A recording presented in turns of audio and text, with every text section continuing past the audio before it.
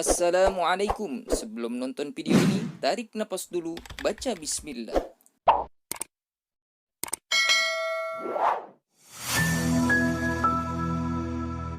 Assalamualaikum warahmatullahi wabarakatuh.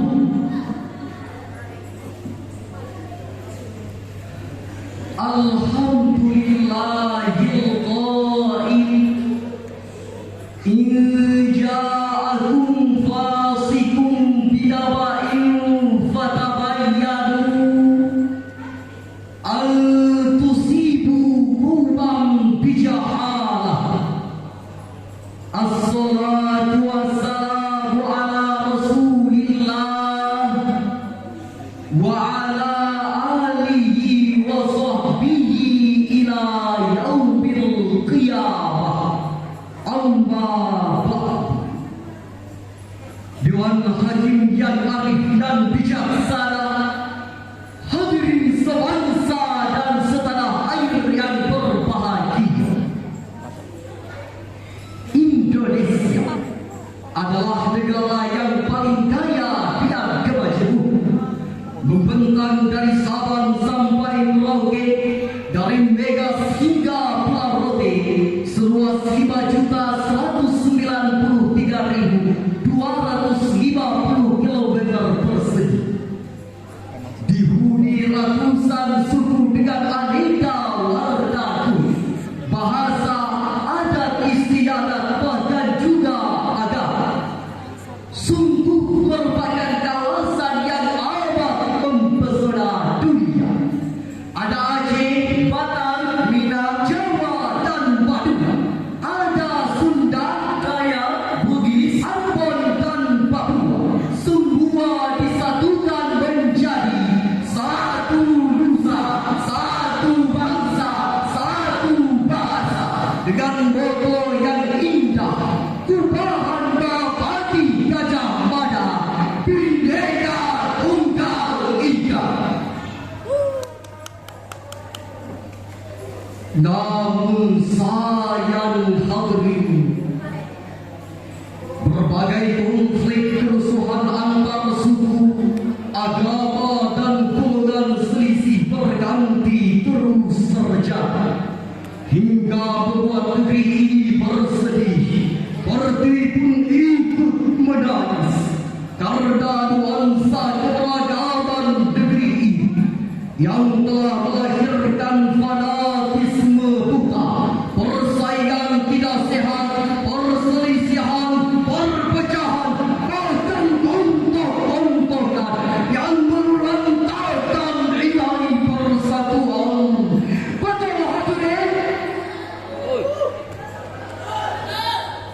Oleh karena itu, dalam mengantisipasi hal tersebut, maka pada kesempatan kali ini kami akan membawakan syarahan Al-Quran yang berjudul Merawat Keberagaman dalam Memperkokoh NKRI di dalam dasar Al-Quran Surah Al-Hujurat ayat 13.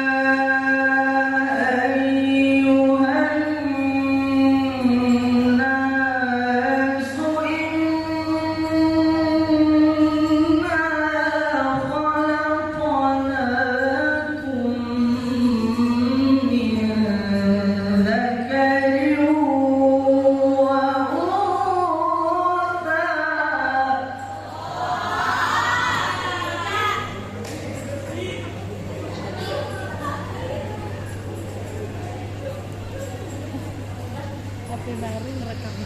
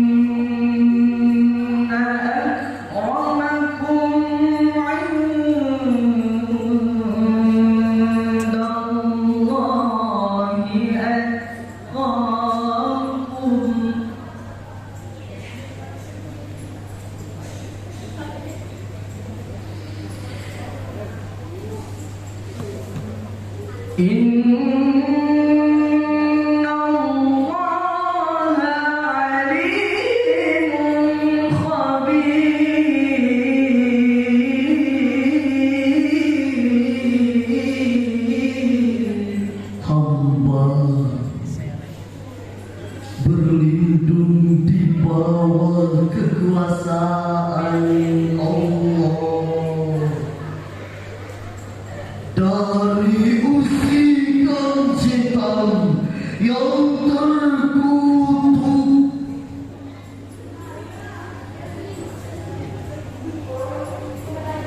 Dengan menyebut asma-Mu ya Allah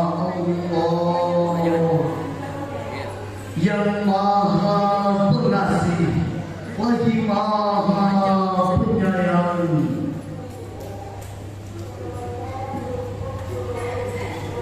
Wahai manusia, sungguh kami telah menciptakan kamu dari seorang laki-laki dan seorang perempuan. Lalu kami jadikan kamu berbangsa-bangsa dan bersuku-suku agar kamu saling kenal mengenal. Sungguh orang yang paling mulia di antaramu di sisi Allah ialah orang yang paling bertakwa. Sesungguhnya Allah Maha mengetahui lagi Maha teliti. Dewan Hakim yang arif dan bijaksana, hadirin yang berbahagia, menurut Abu Dawud, asbabun nuzul ayat tadi berkenaan dengan Abu Hindi, mantan budak yang pekerjaan sehari-harinya hanyalah tukang pegang. Nabi meminta kepada Bani Bayar untuk menikahkan salah seorang putri mereka yang cantik dan jelita dengan seorang Abu Hindi yang hitam legam. Tetapi mereka enggan seraya berkata, bagaimana mungkin menikahkan putri kami dengan mantan budak kami? Sikap keliru ini hari ini dikecam oleh Al-Quran karena ukuran kemuliaan di sisi Allah bukan oleh keturunan, bukan karena pangkat dan jabatan, tetapi karena ketakwaan.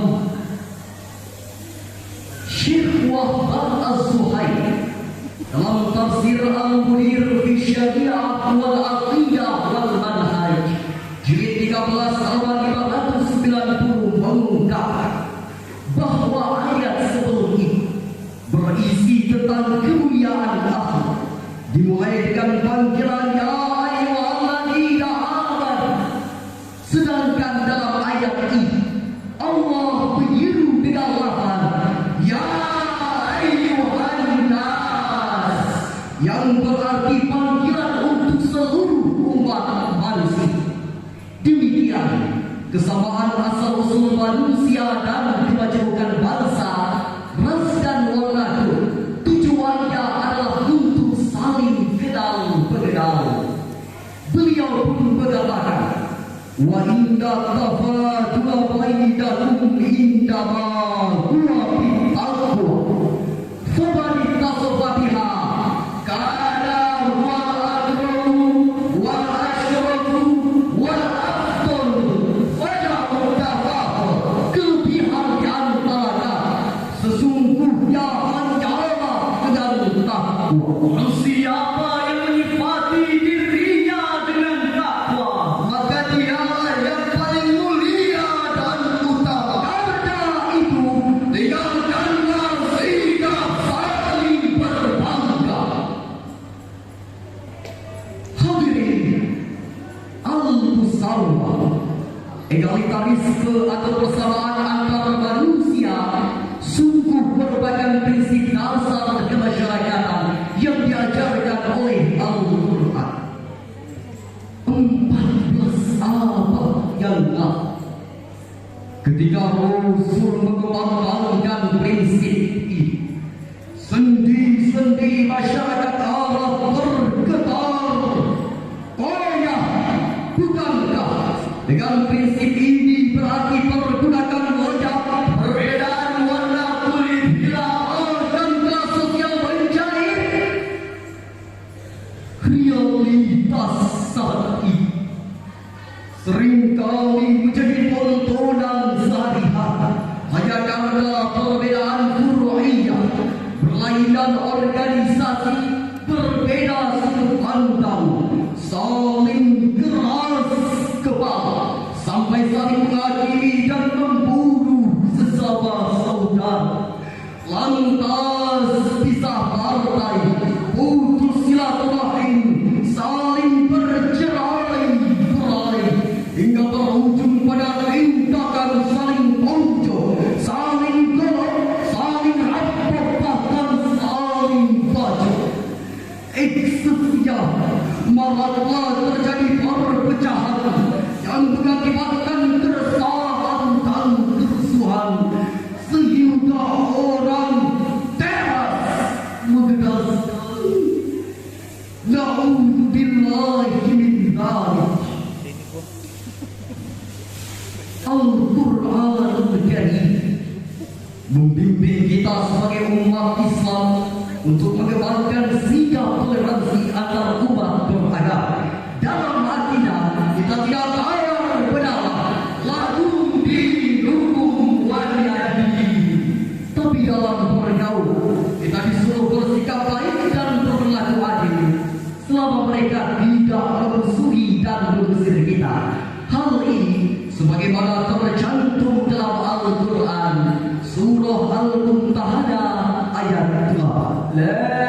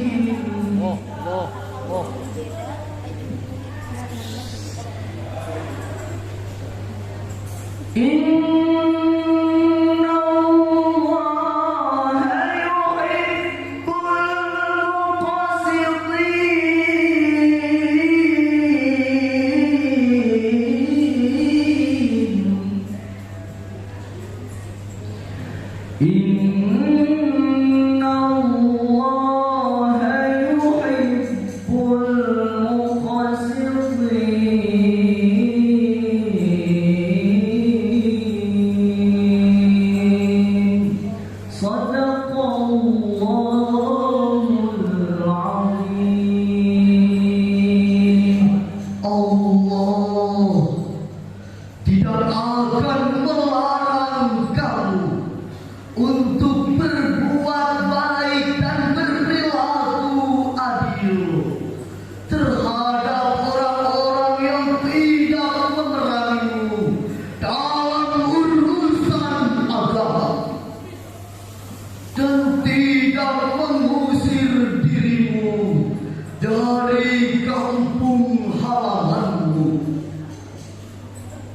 Sesungguhnya Allah mencintai orang-orang yang berperilaku adil. Maha benar Allah dan Maha Agung atas segala firman-Nya. Dewan Hakim yang arif dan bijaksana, hadirin sebangsa dan setanah air yang berbahagia. Profesor Dr. Quraisy telah menafsirkan ayat ini mengatakan bahwa ayat ini berlaku umum kapan dan di mana saja. Selanjutnya beliau mengutip komentar Sayyidun bahwa Islam adalah agama damai dan cinta akidah yang bertujuan menaungi segenap alam dengan naungannya. Tak ada yang menghalangi tujuan itu kecuali sikap agresif musuh-musuh. Hadirin, dari syarat tadi dapat kita simpulkan: pertama, manusia pada dasarnya mempunyai kedudukan yang sama. Kedua, mengikuti bimbingan Al-Quran, perbedaan di antara kita haruslah disikapi dengan toleran. Dan yang ketiga, merawat keberagaman dalam memperkokoh NKRI adalah cara, bukan tujuan. Maka para pemimpin harus mampu membedakan mana cara dan mana tujuan demi terwujudnya Pancasila yang kelima, keadilan sosial bagi seluruh rakyat Indonesia. Sebelum kami tutup syarah ini, kami akan menyanyikan sebuah lagu nasional yang berjudul Indonesia Pusaka. Indonesia tanah air beta, pusaka abadi yang jaya. Indonesia sejak dulu kala kekal dipuja-puja bangsa.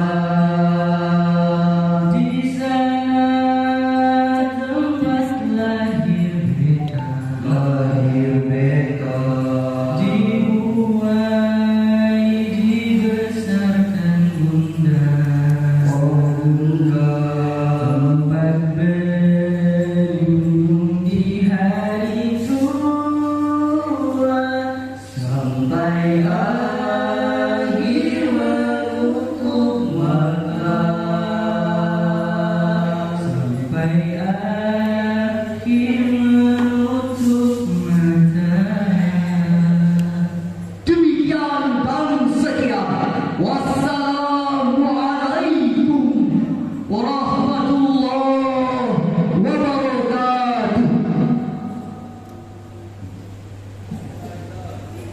Waalaikumsalam warahmatullahi